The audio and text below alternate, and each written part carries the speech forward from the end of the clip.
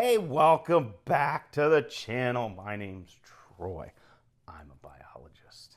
This is my brother Trent, merely a chemist, and we are the Bourbon Brother Whiskey Nerds. Well, Troy, I think it's fair to say you've been waiting for this day for a little while. Yeah, I was hankering for this bottle we have in front of us when it came out, I think, last year. 2024. It was a 2024 release.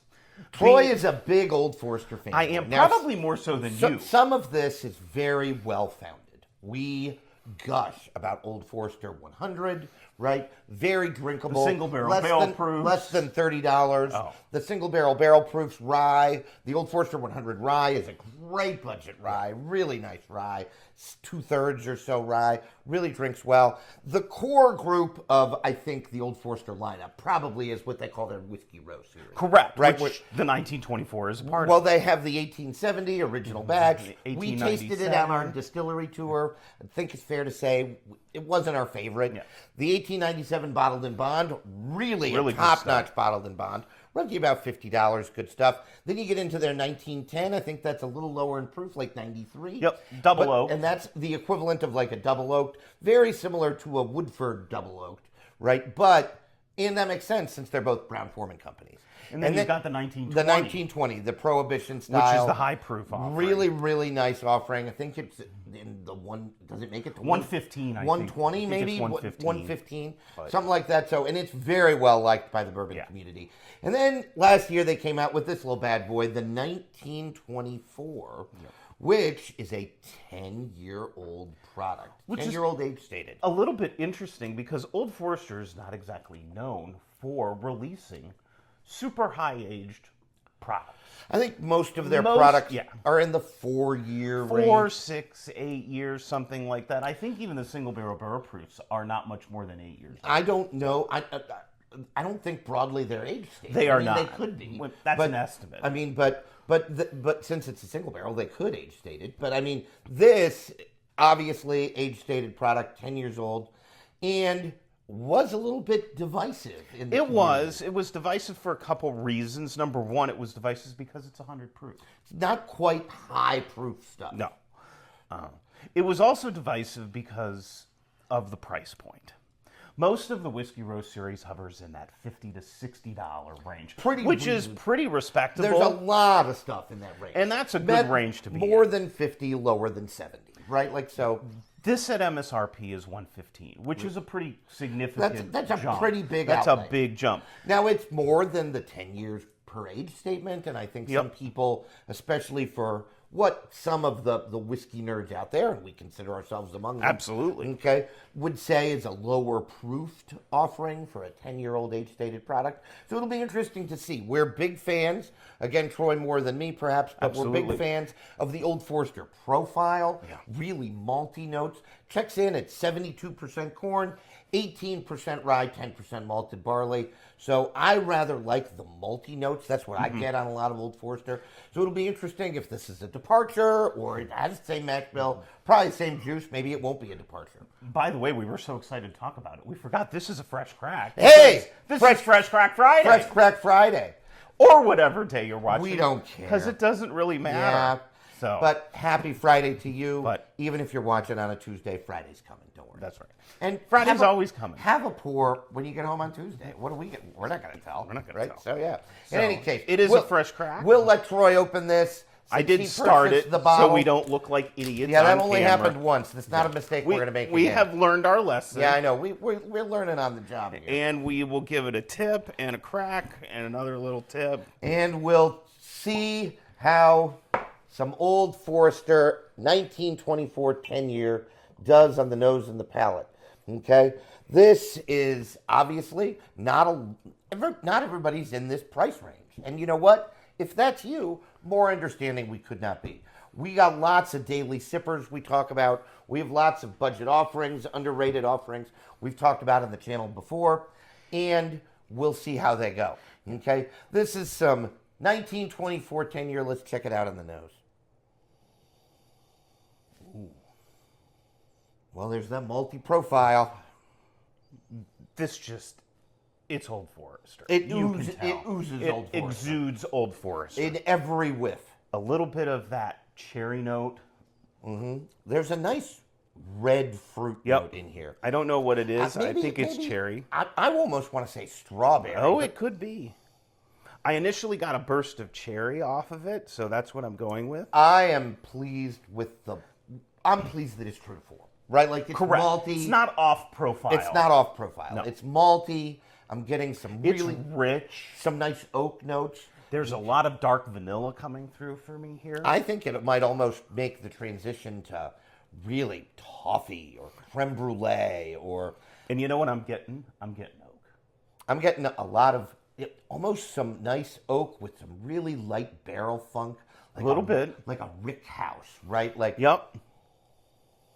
There is a musty, like old bookstore grandma's type of basement, note. right? Yep, a little bit.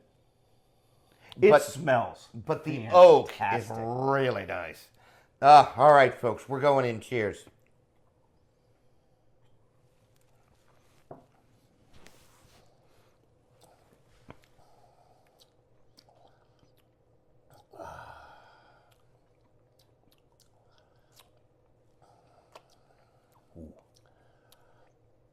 Well, I like the oak notes on the palate. The nose is true to the palate, at least for me. Lots of nice maltiness, lots of nice oak. The finish is just pure oak, right? Oak, not a lot of rye. I'm Maybe a getting little- more spice on my finish, I think, than you are. I was initially impressed. There's a really aggressive upfront sweetness to this. Right, and I think it really is a maltosy sweetness. Yeah, There's it is just like graham cracker. malt for days, You know, right? malted milk ball. Yep. You know, burnt sugar type of notes coming I through. think the mouthfeel is good. It's got a Yes, nice it texture, does. Right, it's not thin. Certainly doesn't read as thin or young. No. Right, like the oak notes are there. This is a well-aged spirit. Yeah, I'm going to go in again.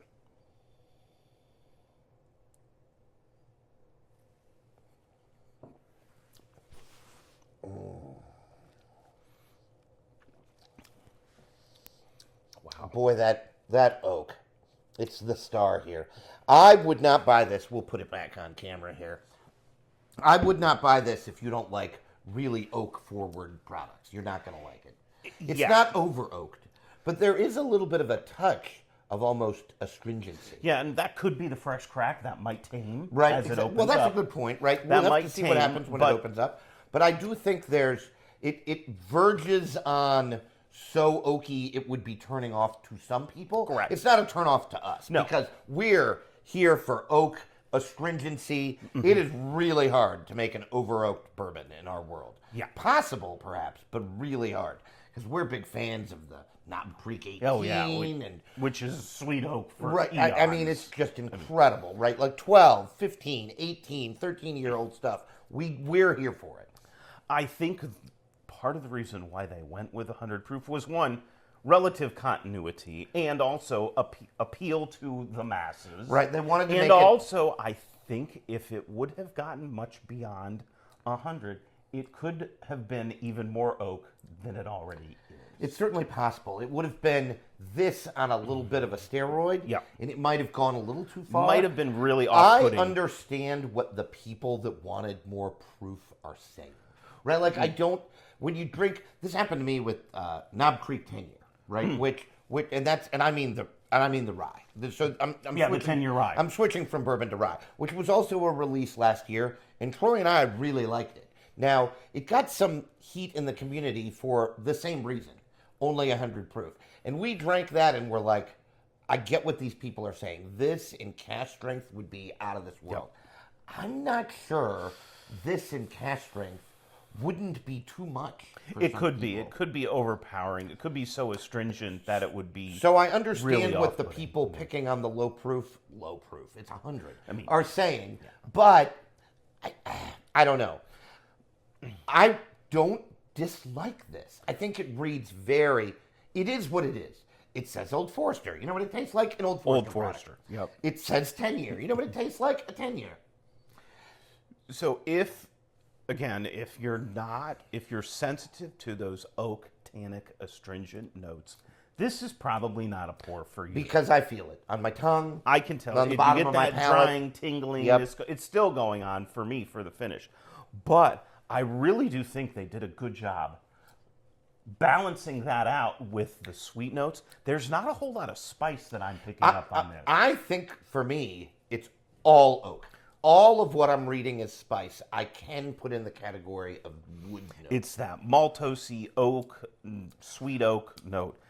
I don't think it goes as far in the sweet oak as, like you were mentioning, the Mount Creek 18. Right. But the sweetness is what's most appealing about this for me. I think the fact that all of this reads as it should. I get a malty characteristic on Old Forester products anyway. I do too. Even in Old Forester 100, which is not, it's probably 4 years old. It's not 10 years old, right? So, and that's one of their flagship products, unless you count that 86 proof crap, which I don't.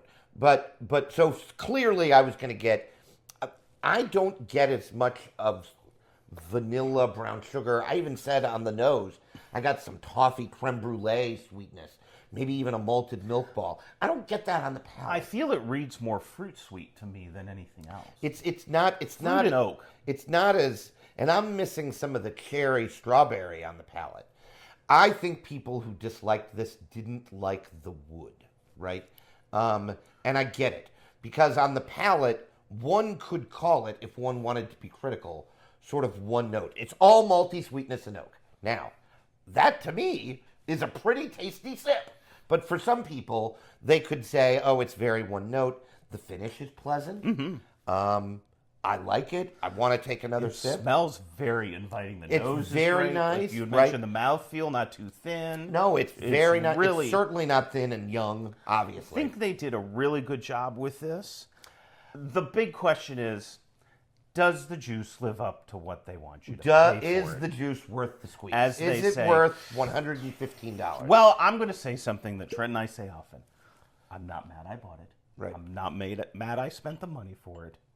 I'm going to have to see where it goes to decide if I'm going to bid another bottle. Well, one of the things we talk about often is on all these Fresh Crack Fridays, since they're Fresh Cracks, we often talk about what happens when it opens up. Yeah. Right? It's an interesting problem. Problem is not quite the right word, but an interesting problem to have, right? Because when you have so much whiskey, and put together, Troy and I have so much whiskey, you lose track of bottles that you have, right? And you don't always go back to them. And then when you do, you're like, holy cow, this is this good? I don't remember it being this good. Or sometimes the opposite happens. I don't remember this tasting like this. Yeah. I don't like it as much as I thought. And this is because, folks, the fresh crack syndrome and confirmation bias is a hell of a drug. No one is immune. And Troy and I are both scientists. We're both very nerdy. We embrace that. We both think of the world very analytically, very mathematically. We're not afraid of that. And so we're more aware than most of the general populace about things like confirmation bias. But the fresh crack syndrome is when you open something that you've just purchased, you're either worried that it's not going to live up to the juice, to the squeeze, or you're so excited because you've been looking for it for so long. And so you might, on the fresh crack, make it either disappointing or better than it is, right? And that's such no one is immune from this. No one. I'm not saying Troy and I are. Oh, we're not. I wanted this bottle for a year. Like literally, legitimately I was 12 months. Actively searching, hunting, looking for it because I wanted it and I wanted to try it. I just so happened to find it here in Pennsylvania. Again, not happy I found it. I'm very pleased I found it. I'm curious to see where it goes. I realized that this type of whiskey, particularly at this price point, is not in everyone's budget. And we don't want you to buy a whiskey. And I don't want you to do that. Buy a whiskey not in your budget. Don't do that. Don't do that. Please don't. Go watch a Daily Sipper videos or find one of the $50 to $60 bourbons because there's a that is a huge plethora of bourbon in that category. The space between 50 and 100 is perhaps, and I'll even cap it at maybe 80, right? Like, because there's not a lot between 80 and 100. I mean, there is, but there isn't. But like between 50 and 80, that is where so many just hitter whiskeys live. Excuse me, just absolute hitters of whiskey. This is above that. I am going to say right now, I'm not sure it drinks like an $115, $120 bourbon. Now, maybe it will. This, if it opens up and you get some sweetness and you get some more fruit, and it's not quite as, I'm going to hit you with oak and malt. Not that that's a bad note for us, because we're big fans of oak and malt. But if it becomes that, then I might change my tune. But if you've got the coin, and I think the most important thing with this is you've got to be okay with high oak level aged product, and you have to like the Old Forester profile. Correct. If you don't like the Old Forester profile, don't get this, because it's on point. It's high aged Old Forester. That's what it tastes like. If somebody told me this is a high aged Old Forester, I'd be like, well, I think it's going to taste like this, and guess what? That's what this tastes like. Precisely. So I don't think we have much more to say. We're probably going to, we say this all the time on Fresh Crack Friday, revisit this, which we will. we probably do need to do a revisit video. I think we're going to have to go back and watch all of our Fresh Crack Fridays. But we're going to have to revisit this. But again, if this lived in $85 price range, yeah, it's a hitter. It's a hitter all day long. It's a hitter. So, which is consistent with a lot of the feedback that we've gotten. I'm saying it's good. I like it. I enjoyed it. I'm curious to see where this goes. Well, and now what Troy needs to do is leave it alone for a week. I know, I got to let Maybe it a go. week, 10 days, 2 10 weeks. days. Yep. Something like that. Sometimes that's easier to do than other times, right? And we'll see where it goes. We'll see where it goes. So, but that's all we have for today, folks. As always, please like, subscribe, tell your friends and neighbors about your friends on the Bourbon Brother Whiskey Nerds, because we're here to help you. We want you to, as always, drink what you like. And like what you drink. Bye, folks. Bye, See you next time.